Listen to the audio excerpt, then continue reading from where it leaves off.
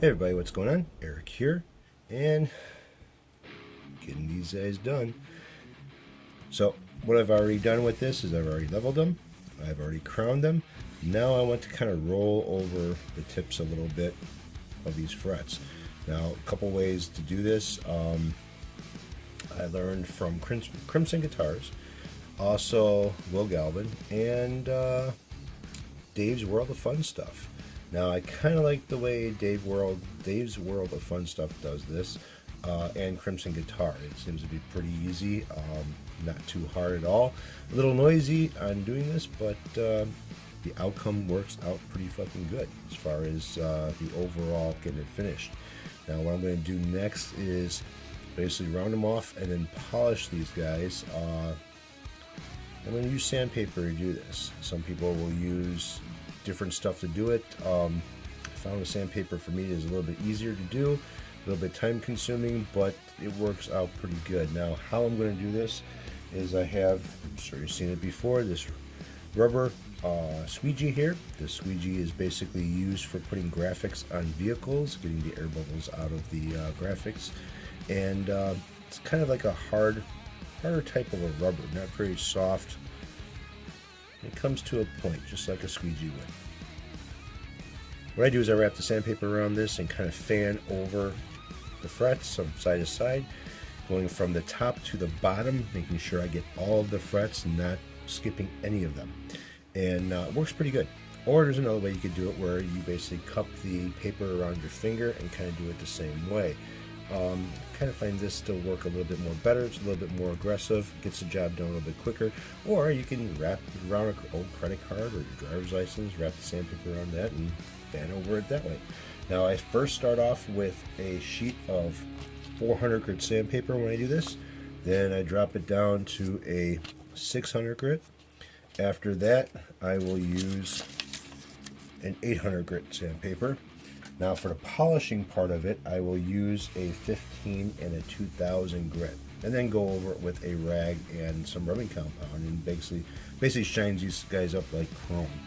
Also, when you go over it with the rubbing compound, you can kind of see if you missed any spots with it. It'll kind of show up after polishing it. If there's some still deep scratches inside the frets, it shows up.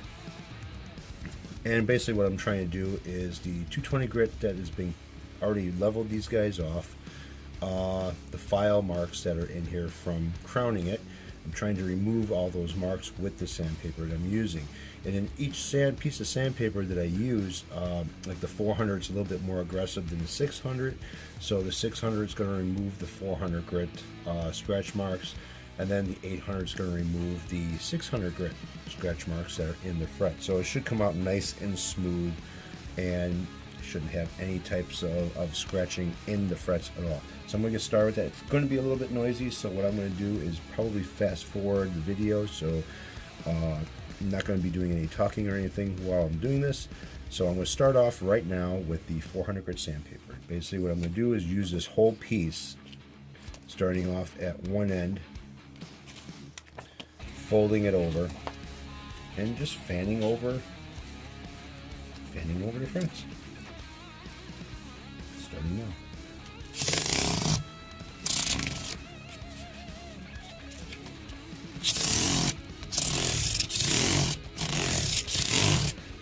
So you kind of get the idea of how loud it's going to be, and when I do this, I go with the radius of the neck, so I'm not missing anything. Also, there still is black on these frets, so I can kind of see what areas I'm missing when I'm doing this, try to get the whole fret in.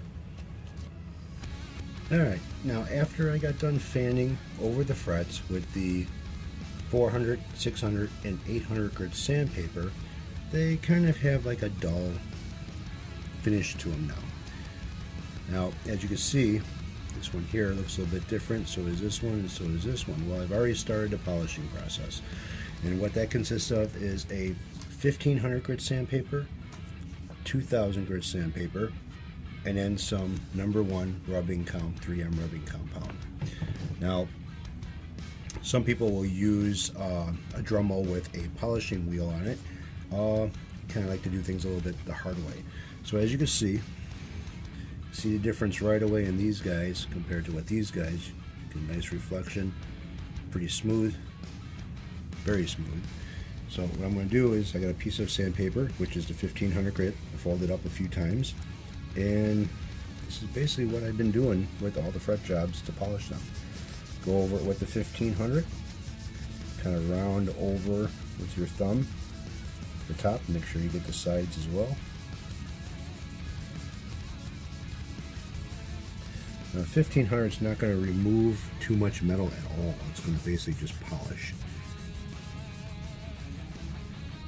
Do the same thing, roll it over with your thumb.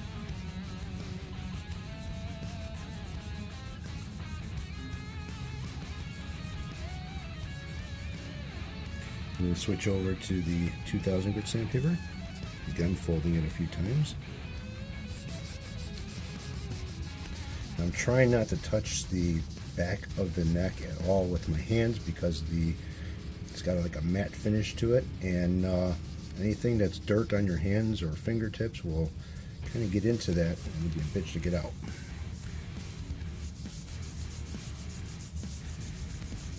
Again, kind of rolling to the top with your thumb, getting the sides, basically sanding the whole fret.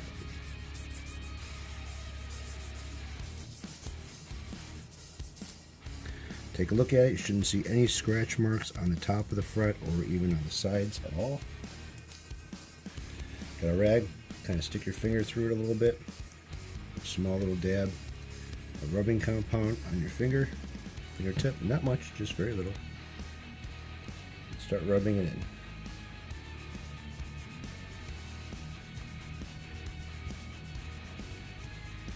This is where the Dremel with the polishing wheel on it would come in real handy. I just like to have more control with just doing it manually.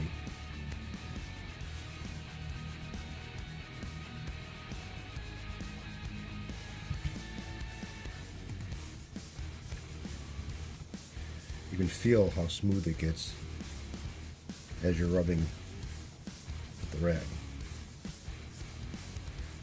Alright, so I just took care of this one right here. You see the difference. Now I'm going to finish up the neck, and then I'll show you what the neck looks like after I'm done. Well, the frets are pretty much done. There's no more I can do to them. They've been polished, and everything came out just as the way it's supposed to. If you've seen the video when I started doing the leveling on this, you could see that there were some high and low frets, as to be expected, especially on these cheaper guitars. And now they're pretty much all even with each other, and they're nice and shiny again. Now, when I started this, they already looked like they were polished pretty good, but I like them to look like chrome and be just as smooth as glass, and that they are. Now, kind of looking at the side of the neck, it does have some type of finish on the sides. Even the fretboard has a finish on it, but the top of the fretboard, this maple, has no finish on it at all. So I'm kind of wondering about something. I want to take and sand down the top of the body and then add some type of a color to that flame maple and sand it back a little bit to bring out the striping of the maple. I also want to take maybe the same color and maybe dye or stain the fretboard and then seal that up, but we'll see. Now, what I used on these frets is just a simple 3M Auto Parts Store Automotive #1 rubbing compound. Works out pretty good. Now, the best shit to use, which I'm out of, or I have very, very little left, which we used to use this for any type of chrome metal polishing, is this stuff here. I don't even know if they even make this anymore, but this is like the best stuff for doing metal polishing or chrome polishing. It's just unbelievable how this shit works. But as you can see, you know, it's pretty flat of a tube, and I don't even know if I can get any more of that. But the rubbing compound works out just as good. Now, I could have used a Dremel with the polishing pad on this, but I don't like the way it blackens out. Okay. And it does look nice, it does do a good job, but when you go over it with a rag to try to wipe off that black, it seems like it's still kind of in the metal a little bit, and it doesn't look as bright or as shiny as I think it should be. So doing it by hand is a little bit different. Some people love the Dremel, got nothing against it, using that polishing pad. I used to use it for polishing knives. It works. There's nothing wrong with it. It's just I kind of like more control over hand rubbing it than using something mechanical. But again, nothing wrong with it. So the next thing I gotta do with this thing is start ordering parts. I gotta get a bone nut for this thing, get that thing slotted. I'm not gonna mount the bone nut to the neck until I get the strings in place. That way I can see the action height of at the first fret. These things are outrageous as far as how high the action is at the first fret because of the nut. And these plastic nuts, when you try to file them, they burr around the edges, and they're a pain in the ass. That's why I've been replacing them. They just suck. Okay, and plus it's plastic. It's going to be a little bit softer of a material than what bone would be. And you guys all know how that works as far as playing guitars and what a guitar sounds like and what it does using a plastic nut. Now, that's about it. So, thanks for following me on this.